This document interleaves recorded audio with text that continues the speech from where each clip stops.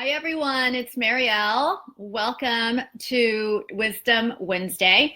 Today, I'm talking about how to get creative with your content. All right. So this is a topic that I get questions about this all the time. My marketing team says that calls me the content queen. And the truth is, I'm super creative. But I'm not alone in being creative. Everyone is creative in their own way. When you know how your creative energies flow, it's easier to create content. I have this obsessive need to continue creating because I'm the explorer and I love creating stuff. So it gets me in trouble sometimes.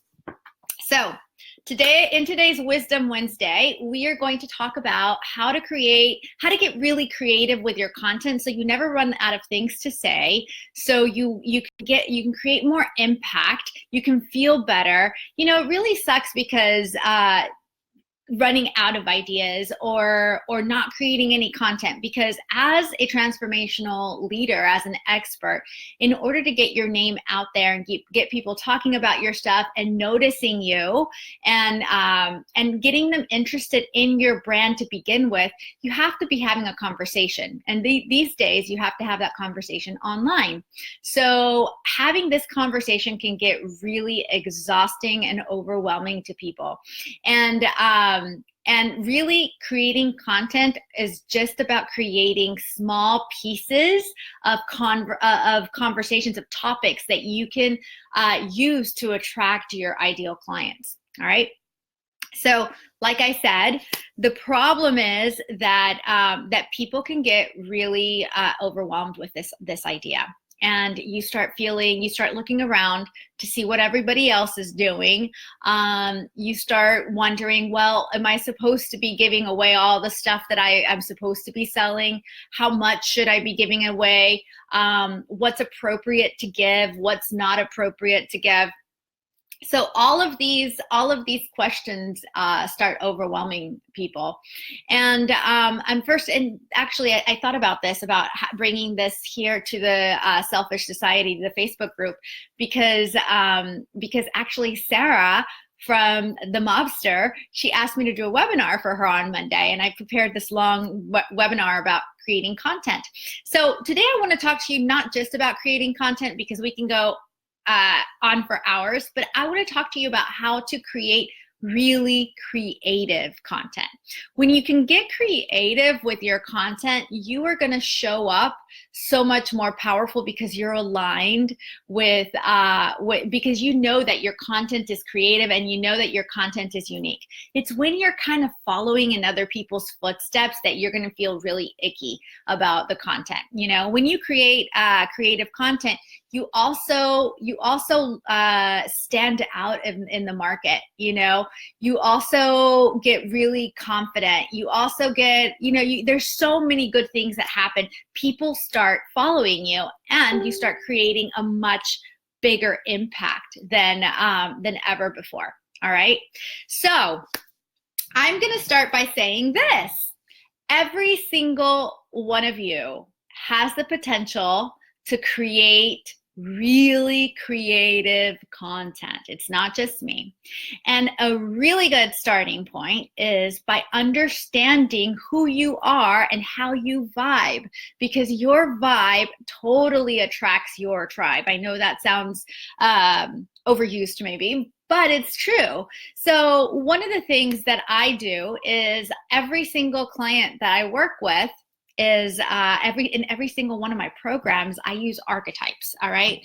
And I'll show you here what my archetype cards look like. Hold on. So there's the romantic, there's the ruler, there's the accumulator. These are actually my money archetype cards, but there's also archetypes that I use for branding. And what happens is that when you understand your archetypes, that basically means that you understand what kind of what your energies are naturally, when it comes to your brand and your business. All right. When you understand this about yourself, these cards that I use, which I'm happy to send you, actually give you a lot of talking points, and they give you a lot of language that you should be using when you create your content. And it also points out parts of you that that might have been ignored. For example, my two main archetypes are the explorer and the alchemist. All right. So I don't have the card here to show you, but I am going to look at it online. So as the explorer, I love to create new stuff. In fact, I always have about 3 or 4 projects on the on the back burner, because that's part of who I am. I love to explore new topics, new modalities, new ways of doing things. So that's why, all of my content can be usually very avant-garde and a little bit different than what other people are doing, because I naturally vibe with exploring things. All right. But one of the bad things about being an explorer is that I can really run myself thin, because I have so many ideas and I'm always exploring something new. I easily don't finish the things that I start.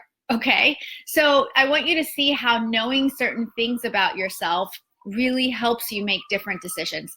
So because I know that I am the explorer, I am very cognizant of those, of not finishing the projects that I start.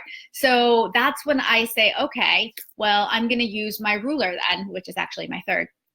I'm going to use my ruler energy, and I'm going to really get strategic with what I'm going to do and what I'm not going to do. Okay, what I'm going to give my attention to and what I'm not going to give my attention to. All right. So that's one of the blind spots that one of the things that happens when you take this assessment test and you know what your archetypes are. You shed light on all these different blind spots. Like, that's one for me. Another one for me is the alchemist. So I am all about transformation. I love magic. I love transformation, and I love finding ways of helping my clients find ways to transform different things. All right. So what happens is that when you have these two cards together, there is a section. I'll show you here. There's a section that gives you a whole bunch of words that you should be using, ideas on how to organize your content. And once you do that and you combine both of those two things together when you're creating your content, you get content that is really, really, really unique. All right. So I highly, especially if you like coming here to our Wisdom Wednesdays, I'm going to be giving a lot of exercises with these archetypes. So I highly recommend that you take that. All right. So every single one of us has creative energy, and but that creative energy is channeled in different ways. So my creative energy comes through my explorer and my alchemist. All right. So I know to nurture that side of myself often. And if I do, I call it combined. Combined, they are my inner creative muse. Okay. I know that I have to woo my inner creative muse so that I always get new ideas and fresh ideas and get creative. All right. So I really, really believe that if you can see creativity in this way, as in like actually nurturing, what if you really had this other individual inside you that is this creative diva, this creative muse? What would you have to do in order for her to bestow all of her gifts upon you? All right. So if you just really treated it like a being, and that's what I do. And I know that's kind of crazy, but like I said, I'm a little avant-garde. Why? Because I'm the explorer. I like seeing things in new ways. All right. So one of the things one of my own rules is, in order to nurture that creativity and have her bestow on me her gifts, is I set a time every single week. It's at the same time. I blocked that time out.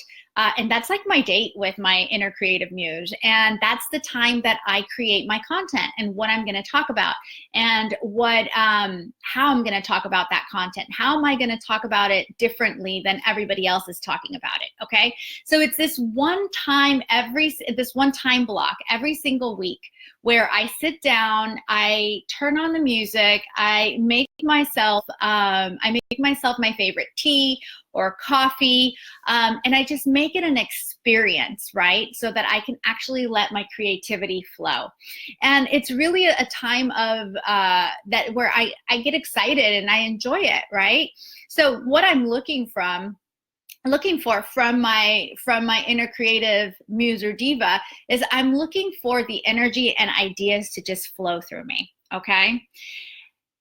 And because I'm really looking for that, I don't edit. I do not edit until the very end. The worst thing you can do to kill your creativity is editing as you go. And I see a lot of people do that. So first, go ahead and set the same time every single week to have your creative time, your content creation moment, okay? And this is not just woo-woo, this is actually like neuroscience will prove that the more you train your brain to do the same things every week at the same time, it's like that inner creative energy knows that it's on Monday between 12 and 2 is the time that it needs to start flowing. All right. So that's why I'm really big about not changing the time that you use to create your content. All right, so don't edit until the very end. Use music, lighting, make it an experience. You know, it's a sacred time for you to let your creativity flow. All right, the other thing that actually kills your creativity is being a perfectionist. All right, so you do not want to be a perfectionist. You know, some of the biggest masterpieces in life have happened out of merely one thing bumping into another, and it's just like this big huge mess, but to some of us it's like a masterpiece, right? So it's really important to not be to not be a perfectionist and not to expect so much, you know, so much structure out of things. All right, let things flow, let things come to you and go. And if you get an idea and then you can combine it with another idea, even better. So that's really what I love doing with the archetypes, right? I really like taking a word from my explorer and a word from my alchemist, and then I put both words into my headline, and then I'm like, oh my God, how cool. I sometimes come up with the headline first, you know, how to XYZ, and I start combining these words, and all of a sudden I know exactly what to write, what to give away. A lot of people wonder, like, what should I be giving away? Am I giving away too little? Am I giving away too much? I believe in giving away. Why? Because and I'll speak for myself. I love what I talk about so much that it's fun for me. And I know that I'm in alignment with myself when I put my content out there because it's something that I love to share, and I'm not really worried about whether, you know, I'm ever going to get a sale from the person that is watching me or not. That's besides the point. But I will tell you this, people will buy from you when it's the right offer and when it's the right time. All right. In the meantime, the more you share your creative expertise with people, the closer they get to knowing, liking, and trusting you. And really, if creating content for you is not fun, then you're not doing it correctly. There's something that's off, okay? Because you're geeky about what you do, and you should enjoy sharing that. So that doesn't mean that you have to be on video like me all the time. It could be through writing. It could be through video. It could be through memes. There's so many ways that you can do it, right? So you just have to find your way. Now, on Monday, I was doing this webinar, and the one thing that I do believe that every expert that wants to have an impact and actually get out in the world and share their message, every expert really needs to embrace writing. I write everything. Even when I come here on my Facebook Lives, I already have an outline of the ideas that I'm going to talk about. I'm not very good at sticking to the outline. I usually but I already know what I'm trying to say. And then I just let it flow. And I know that's not easy, but actually becoming a good writer and liking it and learning to give it a space in your life is going to, it's going to get rid of some of the resistance that you feel when you're creating content. I know so many people that are like, I'm just not a good writer. It's not my thing, blah, blah, blah. But you know what? Writing isn't just writing. Writing is about expressing yourself. It's about expressing your ideas and your solutions in an awesome, awesome way. So I also happen to believe that, going back to the moment when you create your content, I also happen to believe that the moment that you create content, that you write something, has an energy to it. And when your clients come in touch with it, they're gonna vibe off of that energy that you used, okay? So everything is energy. I know I talk a lot about this, but I'm not gonna stop talking about it because everything is energy. So if you're conscious of your energy and your vibe when you create something, and you give it a benefit of the doubt that your clients are going to feel that, you know, what kind of environment are you going to create for yourself?